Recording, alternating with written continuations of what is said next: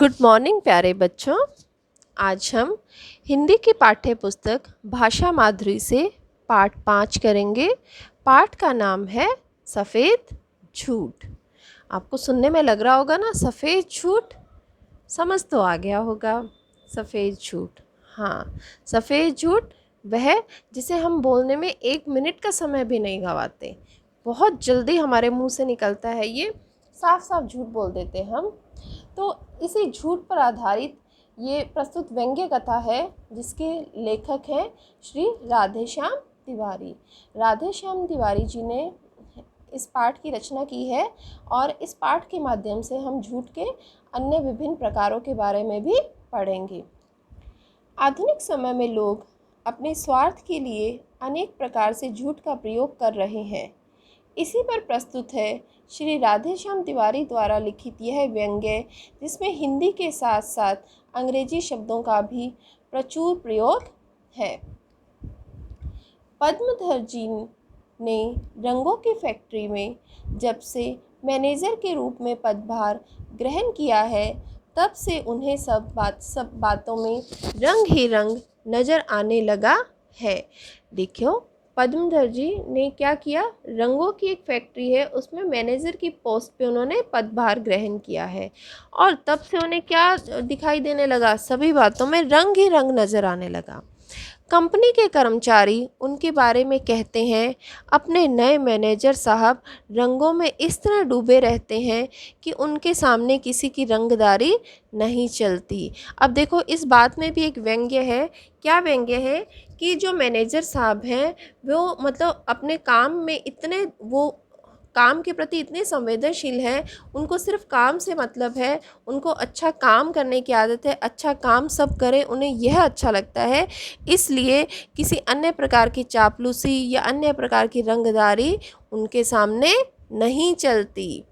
समय के मामले में तो पद्मधर जी का जवाब नहीं। कर्मचारी उनके आने के समय से अपनी घड़ी का समय मिलाते हैं। देखो, वो इतने पंक्चुअल थे टाइम को लेकर कि जैसे 10 बजे का टाइम है तो वो पूरे 10 बजे पहुंच जाते थे ऑफिस। ये देखो, आपको दिखाई भी दे रहा होगा, ये पद्मधर जी ये ऑफिस में आ रहे हैं और ये देखो कर्मचारी उन्हें देखकर अपनी घड़ी का समय मिला रहे। अगर वो ऑफिस में आ गए, इसका मतलब कितने बज चुके हैं, 10 बज चुके हैं। यानी अगर उन्हें 10 बजे आना है तो ठीक 10 बजे ही आते हैं, 10 बजकर 1 मिनट भी नहीं होता। दरअसल जिस दिन पद्मधर जी ने ज्वाइन किया था, जब उन्होंने कंपनी में पदभार ग्रहण किया था, उसी दिन उन्होंने कर्मचारियों के साथ क्या की, एक मीटिंग भी की थी और कहा था, अब इस कंपनी के उत्पाद को विश्व बाजार में शामिल होना है। किसको, जो कंपनी, जो रंगों की फैक्ट्री में वो आए थे, अब उसके जो प्रोडक्ट थे, उसके जो उत्पाद थे, वहाँ जो बनने वाला सामान था, उसको विश्व बाजार यानी वर्ल्ड मार्केट तक में उसमें शामिल होना है। इतनी अच्छी क्वालिटी का वो मटेरियल चाहते थे कि वहाँ बने, इसलिए हम सबको पूरे मन से इसमें लगना होगा। यह बात उन्होंने किसको समझाई, अपनी कंपनी में काम करने वाले कर्मचारियों को। लेकिन उन्होंने क्या कहा कि हमें अच्छा काम करना है, अच्छा सामान बनाना है, और वो कैसे बनेगा, लेकिन यह तभी संभव है जब कर्मचारी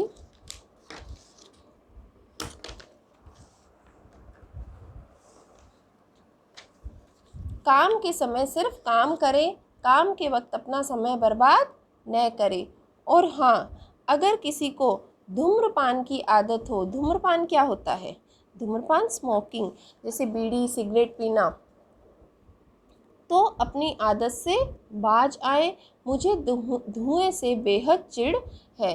ये बात उन्होंने किनको क्लियर कर दी, जो कर्मचारी थे, उन्हें समझा दिया कि काम के समय एक तो काम करें, अपना समय बर्बाद न करें, और दूसरा ऑफिस में कोई भी धूम्रपान नहीं करेगा। उनके इस वक्तव्य यानी कथन से, जो स्टेटमेंट उन्होंने दिया, जो बोला उन्होंने, से कुछ कर्मचारी जो काम से अधिक काम का दिखावा करते थे, परेशान हो गए। देखो, परेशान तो वही होगा ना जिसको काम करने की आदत नहीं होगी। जिसको काम करने की आदत है उसे पता है कि अच्छा काम करने को कहा है, ठीक है मैं अच्छा काम करूँगा। लेकिन जिसको काम करने की आदत नहीं है और चापलूसी करने की आदत है, वो परेशान हो जाएगा कि अब मेरे को काम करना पड़ेगा।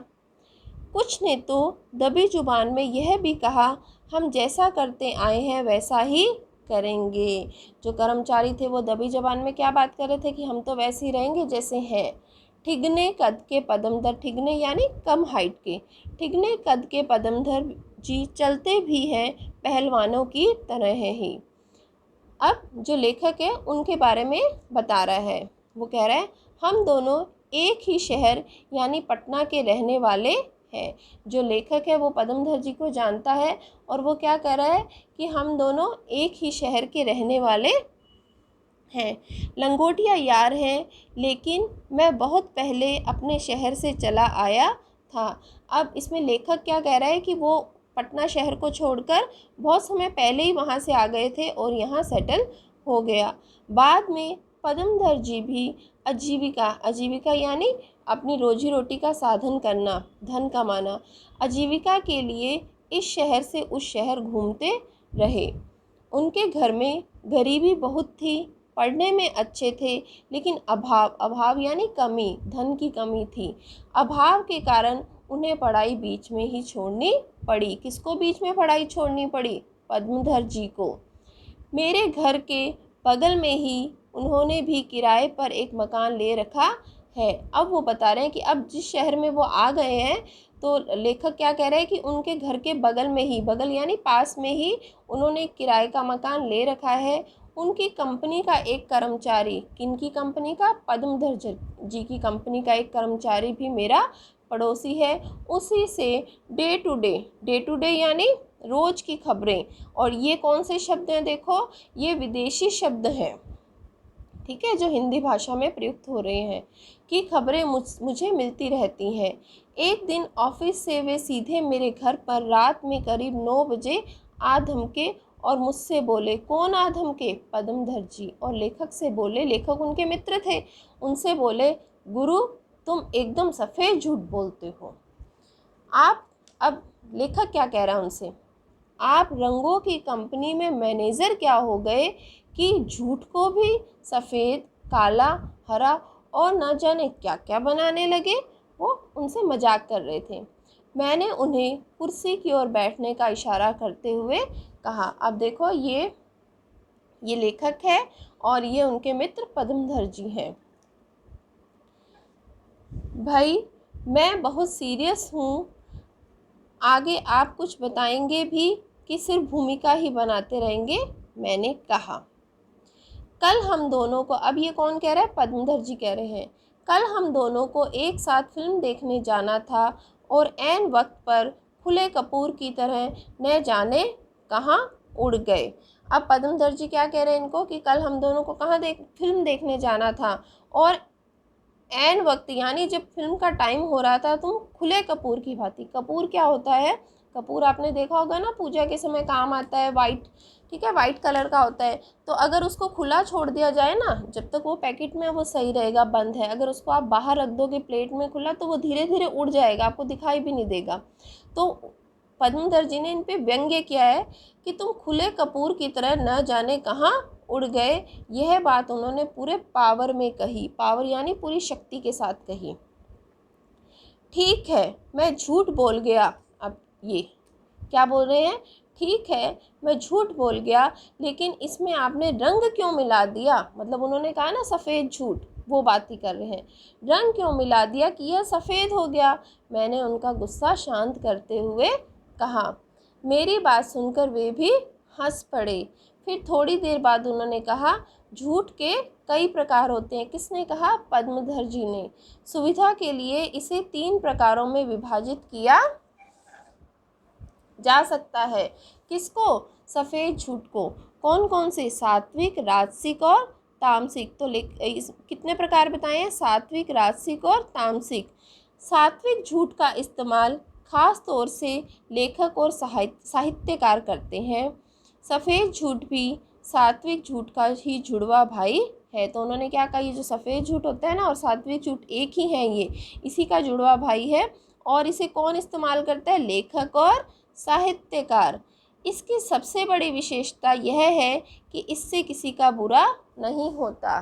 कौन से झूठ से? सफ़ेद झूठ से। अब आगे वो क्या कह रहे हैं लेखक गुरुवर इस रहस्य का कुछ और खुलासा करें। वो कह रहे हैं कि मुझे आपकी बात समझ नहीं आ रही है, झूठ के प्रकार आप क्या बता रहे हैं। गुरुवर इस रहस्य का कुछ और खुलासा करें ताकि आपके इस आप्त वचन को संसार के प्राणी भी समझ सकें। मैंने मुस्कुराते हुए कहा। अब लेखक ने क्या कहा, मजाक किया उनसे कि जो आप कह रहे हो ना इसको और डिटेल में बताओ ताकि सब संसार के जो प्राणी हैं वो सब समझ सकें।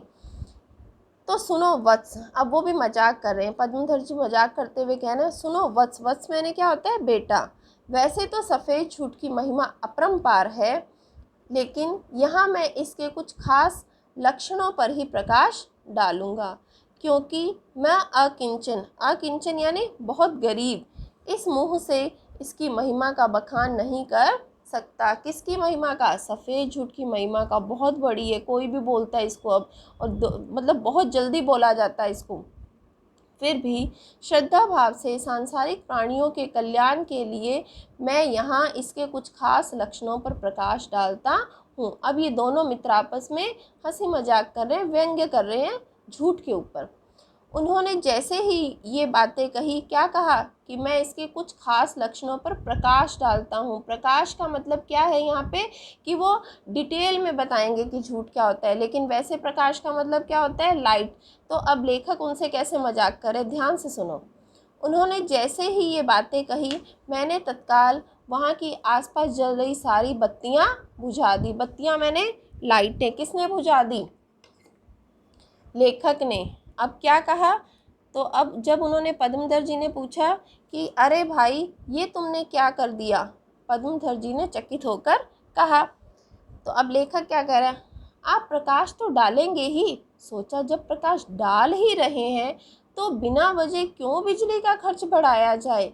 मैंने मजा लेते हुए कहा। अब इन्होंने क्या मजाक किया कि जब आप प्रकाश डाल रहे हैं तो मैंने सारी लाइटें बंद कर दी, अब रोशनी तो आप डाल ही रहे हैं, तुम गंभीर बातों का भी मजाक बना देते हो। किसने कहा? पद्मधर जी ने अपने मित्र, लेखक मित्र से कहा। उन्होंने स्वयं ही सारी बत्तियां जलाते हुए कहा, सफ़ेद झूठ का पहला लक्षण यह है कि सामने वाले को पता भी नहीं चलता कि तुम झूठ बोल रहे हो। आधुनिक समय में कंपनियां भी सफ़ेद झूठ का सहारा लेती हैं और पगार यानी तनख्वाह, सैलरी बढ़ाने का आश्वासन देकर फिर भूल जाती हैं। क्या मतलब है इस बात का कि जो कंपनियां हैं आधुनिक समय में, जो कंपनी है वो जो कर्मचारी हैं उनको बोलती हैं कि तुम्हारी सैलरी बढ़ा दी जाएगी, और जब वो काम करते हैं उसके बाद वो ये आश्वासन देकर उनको भूल जाती हैं। हालांकि इनका झूठ पूरी तरह सफ़ेद नहीं होता, कुछ कुछ इसमें काला रंग भी मिला होता है। और हाँ, क्रिएटिव बनने के लिए सफ़ेद झूठ बोलना बहुत ज़रूरी है। यह कहकर पद्मधर जी ठहाका मारकर हंस पड़े। मुझे लगा जैसे मैं पुनः उनके साथ अपने पुराने दिनों में लौट आया हूँ। तो बच्चों, मुख्य रूप से देखो इस पाठ में क्या बताया गया है, झूठ के प्रकार बताए गए, झूठ के बारे में बताया गया है। तो इस पाठ से हमें क्या शिक्षा मिलती है? इस पाठ से हमें यही शिक्षा मिलती है कि हमें झूठ नहीं बोलना चाहिए, क्योंकि झूठ बोलने का जो परिणाम होता है वह अच्छा नहीं होता। इसलिए हमें सोच समझकर बोलना चाहिए और झूठ नहीं बोलना चाहिए। धन्यवाद।